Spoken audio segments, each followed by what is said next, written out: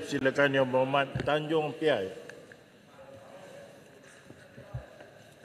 Terima kasih Datuk Yang di-Pertua kerana memberi peluang kepada saya untuk turut serta dalam pembahasan ucapan Belanjawan 2024 tempoh hari. Datuk Yang di-Pertua, saya menyambut baik komitmen kerajaan dalam usaha ingin terus menoktarkan kadar kemiskinan tegar di negara ini. Ini merupakan satu perkara yang amat baik kerana saya pasti semua bersetuju bahawa tidak ada seorang pun rakyat negara ini, malah di dunia ini, yang layak untuk hidup dalam kemiskinan. Kerajaan mengumumkan bahawa kadar inflasi negara telah mengucup sebanyak 2% berbanding tahun lalu. Namun meskipun petunjuk kadar inflasi ini mencatat penurunan, ia dilihat tidak semestinya memberi kesan kepada harga barang dan perkhidmatan bagi rakyat Malaysia. Ini kerana penurunan inflasi tidak selalunya bermaksud penurunan harga barang, ia juga didorong oleh faktor-faktor lain seperti penurunan trend kuasa pembelian dan perbelanjaan rakyat Malaysia. Apabila tidak terdapat penurunan harga barang, malah berlaku peningkatan harga akibat pelbagai faktor, terutama pada harga barangan keperluan harian seperti beras, telur, ayam dan lain-lain yang telah saya bangkitkan di Dewan Yang Mulia ini pada sidang yang lalu. Akhirnya, ia diterjemahkan menjadi satu faktor penyumbang kepada peningkatan kadar kemiskinan di negara ini. Datuk Yang di-Pertua, saya ingin mengambil perhatian Dewan Yang Mulia ini kepada isu kemiskinan bandar, terutamanya kepada golongan anak muda. Dalam pembentangan Belanjawan 2024 tempoh hari, Yang Amat Berhormat Perdana Menteri turut menyebut tentang kadar pendapatan garis kemiskinan PGRK makanan tahun 2023 iaitu sebanyak RM1,998 sebulan. PGK makanan mentarifkan keperluan harian kalori setiap individu mengambil kira makanan seimbang dan berkhasiat. Justru, jika kita congak angka ini secara kasarnya, kos yang diperlukan untuk mendapatkan makanan seimbang dan sihat bagi isi rumah adalah sangat tinggi. Malahan jika kita ukur dengan gaji minimum seperti yang telah ditetapkan sebanyak RM1,500, semestinya jumlah ini adalah tidak mencukupi. Kita ambil contoh, golongan muda yang baru berhijrah ke ibu kota bagi mendapatkan pekerjaan, semestinya beban kos bukan makanan juga seperti pengangkutan, tempat tinggal dan perbelanjaan keperluan lain juga amat tinggi. Jadi persoalan di sini, apakah tindakan segera oleh kerajaan bagi membantu golongan muda yang baru mula menampak mahu memulakan hidup terutamanya di ibu kota? Elemen yang diambil kira dalam keperluan makanan dan bukan makanan perlu ditambah baik untuk menggambarkan peningkatan kualiti dalam kehidupan. Saya ingin mencadangkan agar kerajaan berangka satu sistem bagi membolehkan golongan muda yang baru memulakan kerja dan berhijrah dalam tempoh 12 bulan pertama mendaftar bagi menerima bantuan asas, tidak hanya termaktub pada pemberian STR semata-mata, namun juga meliputi semua aspek kesejahteraan dalam hidup di bandar. Sistem ini akan membolehkan bantuan diberikan secara bersasar dan sampai kepada pemohon dengan melihat keperluan mereka bagi meneruskan kehidupan, terutamanya dalam tempoh kritikal ketika baru mendapat pekerjaan. Datuk Yang di-Pertua, apabila kita berbincang mengenai isu kemiskinan ini, ia merupakan satu isu rakyat meretasi mana-mana kumpulan etnik atau kaum di negara ini. Saya pasti kerajaan hari ini melalui inisiatif-inisiatif yang telah diumumkan dalam pembentangan Belanjawan 2024 amat cakna mengenai nasib terutama kepada semua rakyat tanpa mengira kaum. Laporan kajian survei pendapatan dan perbelanjaan isi rumah 2022 oleh Jabatan Perangkaan Malaysia telah memberikan gambaran yang membimbangkan mengenai trend kemiskinan bandar yang meningkat tahun lalu, iaitu naik dari 3.9% pada tahun 2019 kepada 4.5% pada tahun 2022. Berdasarkan laporan tersebut, Bumi Putera mencatat insiden kemiskinan tertinggi pada kadar 7.9%. Diikuti dengan kumpulan etnik India pada 5.4% dan kumpulan etnik Cina pada 1.9%. Trend yang membimbangkan ini dikuatiri akan meningkatkan risiko dan bilangan kumpulan rentang yang kini berada di tepi jurang garis kemiskinan tergelincir sebagai golongan miskin baru. Sebagai cadangan, mungkin sudah tiba masanya untuk kerajaan menubuh agensi khusus yang boleh memfokuskan ke arah menangani isu kemiskinan bandar seperti peranan yang dimainkan oleh MARA bagi membantu sosial ekonomi masyarakat dua bandar. Agensi-agensi khusus tersebut kemudiannya boleh dimanfaatkan sebagai agensi yang membina dan menawarkan peluang pekerjaan termasuk bidang perniagaan. Jika di dua bandar lazimnya banyak dibuka peluang perniagaan berasaskan produk, di bandar pula agak baik untuk kita mengetengahkan bakat dalam perniagaan berasaskan servis atau kemahiran. Saya berharap kerajaan boleh mempertimbangkan cadang-cadang ini kerana ia bukan saja bertindak sebagai alternatif perencanaan pendapatan untuk rakyat, malah jika diurus dengan baik, pastinya ia akan bertindak sebagai satu modul asas peningkatan modal insan dan menjana lebih banyak peluang pekerjaan kepada rakyat Malaysia di bandar. Dato' Yang Pertua, selain daripada itu saya ingin bangkit berkaitan isu naik taraf tandas. Kita semua mengambil maklum dan berbasah hati dengan keprihatinan yang amat berhormat Perdana Menteri dalam menjayakan pembaikan tandas sebanyak 8,354 buah sekolah di seluruh negara seperti diumumkan ketika pembentangan belanjawan 2024 tempoh hari. Malah setelah usaha perbaikan tandas di sekolah dijangka siap sepenuhnya menjelang akhir tahun ini.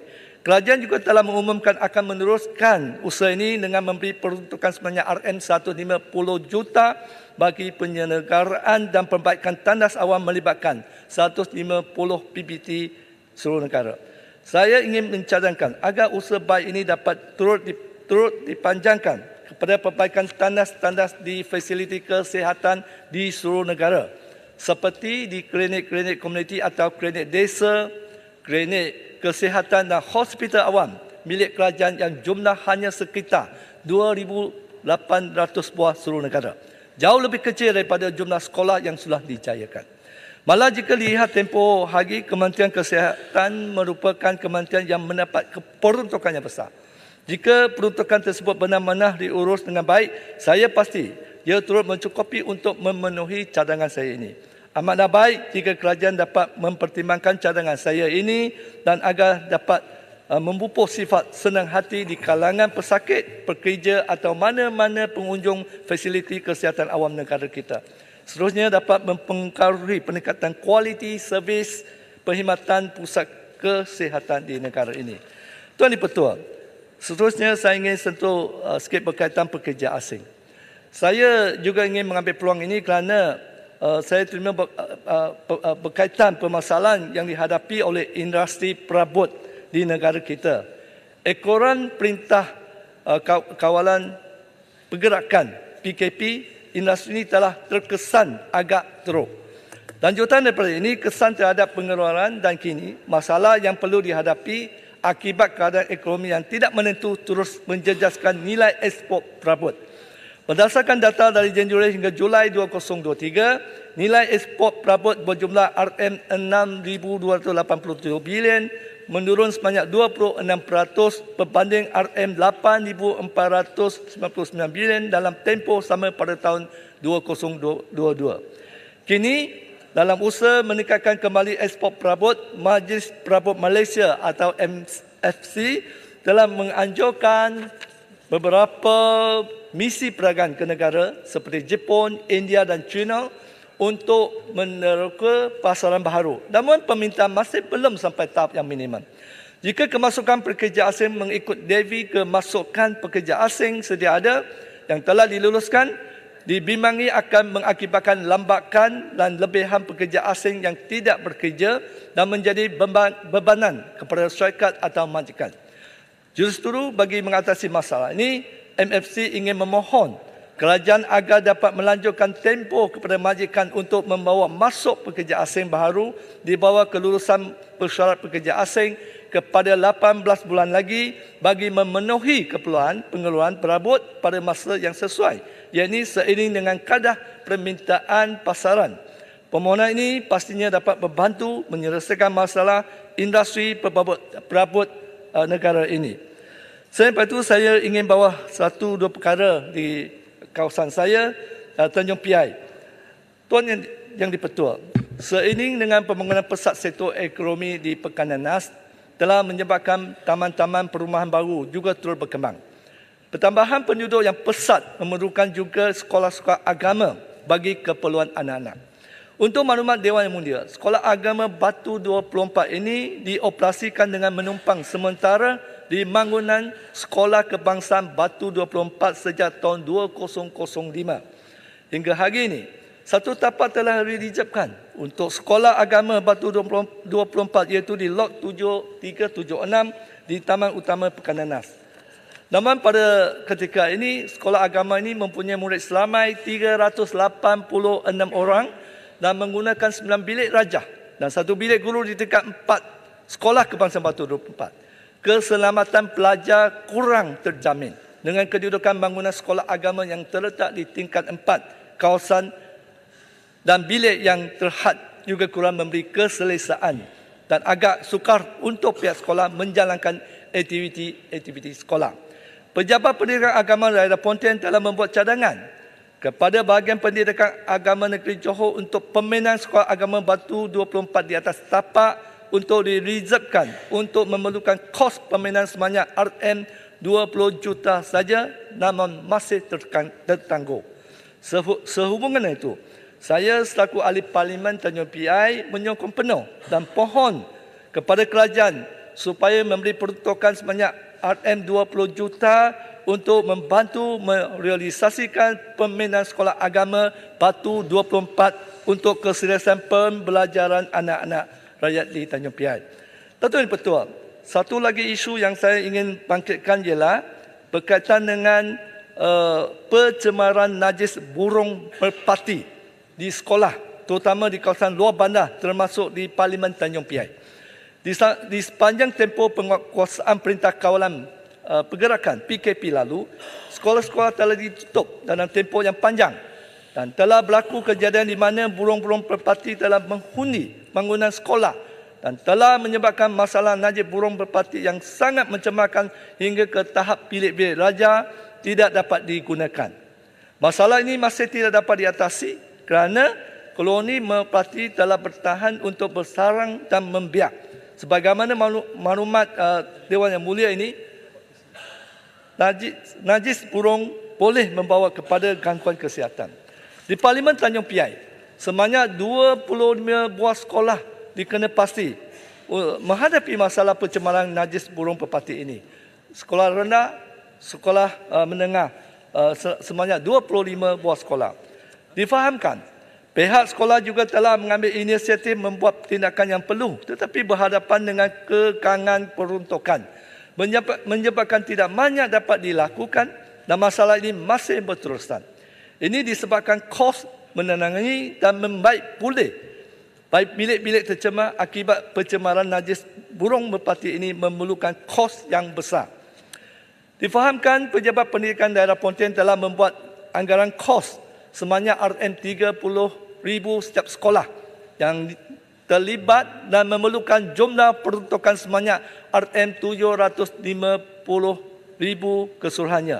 750,000 keseluruhannya untuk menandatangani masalah pencemaran najis burung merpati di 25 buah sekolah yang berada dalam kawasan Parlimen Tanjung Piai. Dengan peruntukan sebanyak 1 bilion ringgit yang disediakan untuk menaik taraf dan menyeraga sekolah-sekolah di seluruh negara, saya pohon Kementerian Pendidikan memberikan peruntukan sebanyak RM750,000 seperti anggaran pejabat pendidikan daerah Pontian dan perhatian khas berkaitan isu ini kerana jika tidak diatasi segera, kekhawatiran terhadap ancaman masalah kesihatan yang berterusan akan mengganggu keselesaan anak-anak yang bersekolah Selain daripada kerugian tidak dapat menggunakan bilik-bilik raja yang tercemar dan najis burung ini.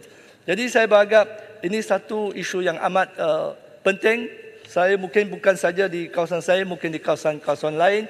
Saya anggap penuntut yang dikemukakan dapat direalisasikan oleh kerajaan. Itu saja pembahasan saya. Sekian, saya menyokong.